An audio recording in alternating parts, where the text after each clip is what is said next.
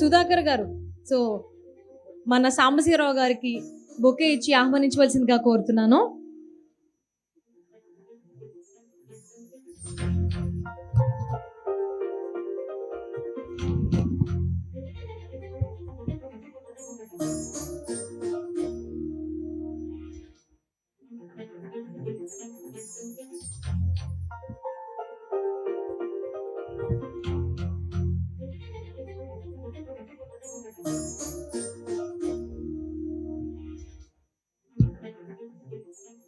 అందరికీ నమస్కారం.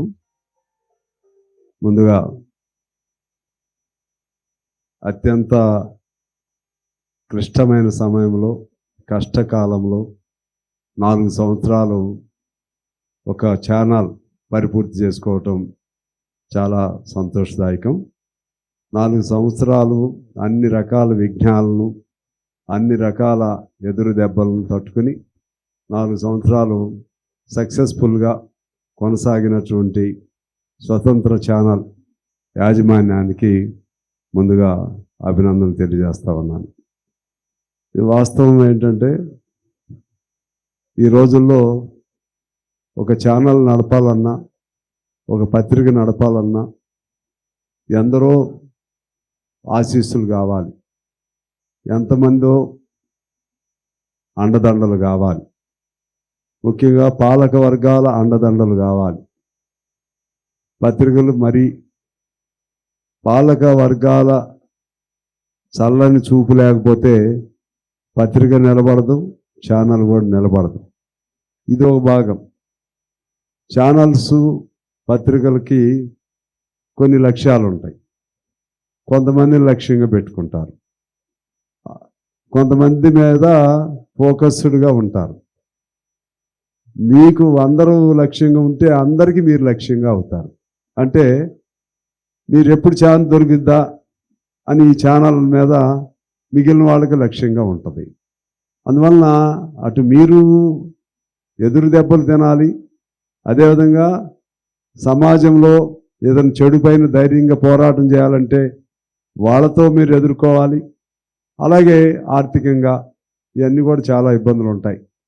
ఈ స్థితిలో ఒక ఛానల్ నడపడం అనేది చాలా కష్టదాయకమైంది.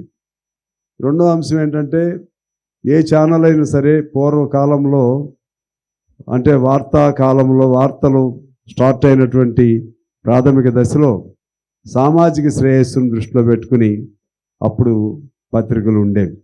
తర్వాత చేంజ్డ్ టైమింగ్స్తో పాటు అనేక వార్తా మాధ్యమంలో కూడా అనేక మార్పులు జరుపుకుంటూ వచ్చు ఇప్పుడు ఛానల్స్. ఆ ఛానల్స్ నుంచి కూడా సోషల్ మీడియా, ఈ సోషల్ మీడియాకి సంబంధించి మంచి జరుగుతుంది, చెడు జరుగుతుంది. ఈ సోషల్ మీడియా చివరికి కోక్రోచ్ అంటే ఏమంటారు దాన్ని, మన కోక్రోచ్ ఉద్యమం కింద కూడా మారిపోయింది.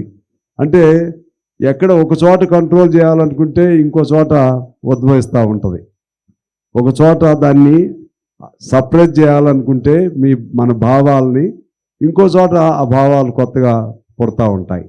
ఆ పద్ధతుల్లో ఉన్న ఈ దశలో మీరు ఇటు సోషల్ మీడియాని తట్టుకోవాలి, అలాగే ఇతర పెద్ద ఛానల్స్ని తట్టుకోవాలి, ప్రభుత్వాలని తట్టుకోవాలి. అదేవిధంగా మీరు ఎవరైనా లక్ష్యం చేసుకుంటే వాళ్ళని కూడా తట్టుకోవాలి. ఈ విధంగా తట్టుకుని మీరు నిలబడటం సంతోషదాయకంగా భావిస్తూ మీరు మరికొంతకాలం మంచిగా నిలబడాలి. ఎంత ఎక్కువ కాలం సక్సెస్ కాగలిగితే అంత సంతోషం. ఈ పేరులోనే స్వతంత్రం ఉంది.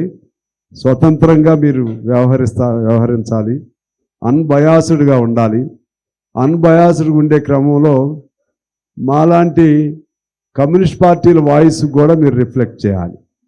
మా వాయిస్ రిఫ్లెక్ట్ చేయకపోతే మీకు స్వతంత్రం లేనట్లు లెక్క. ఓకే, ఎందువల్లంటే సరే మీరు కమ్యూనిస్టులు అయినా మీకు ఉన్న ఇబ్బందులు చాలా వస్తాయి. బహిరంగ ఏమైనా చెప్పాలన్న ఓపెన్గా చాలా ఇబ్బందులు వస్తాయి. అన్నిటి by overcoming all such suppressions and oppressions you must withstand your selves and you must succeed in our endeavour. Thank you. Okay.